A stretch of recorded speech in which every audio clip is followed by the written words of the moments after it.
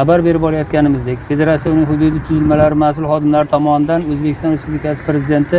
2026-yil 13-fevral kuni bo'lib o'tgan yig'ilishda muborak Ramazon oyida ichki bozorda narxlar barqarorligini ta'minlash hamda dehqon bozorlari va yirik savdo majmualarida hamyonbop oziq-ovqat tovarlari bilan ta'minlangan yarmarkalar tashkil etish bo'yicha bergan topshirig'i asosida hududlarda tashkillangan arzonlashtirilgan savdo yarmarkalari faoliyati bilan tanishib, kunlik o'rganishlar o'tkazib bormoqdalar. Ushbu topshiriqlar asosida Federatsiyaning Rishton tuman jamiyati mutaxassislari tomonidan ham hududlardagi markaziy dehqon bozorida tashkil etilgan yarmarka faoliyati o'rganilib, uning natijalari bo'yicha kunlik ma'lumotlar yuqori turuvchi idoralarga taqdim etib borilmoqda. O'rganishlardan ko'zlangan asosiy maqsad hukumatimizning narx-navo barqarorligini ta'minlashdagi xayrli ishga ko'maklashish, yarmarkalarda realizatsiya qilinayotgan oziq-ovqat tovarlarining tegishli sifatda bo'lishi, savdo jarayonlarida amaldagi qonunchilik talablariga so'zsiz amal qilinish holatlari ustidan jamoatchilik nazorati,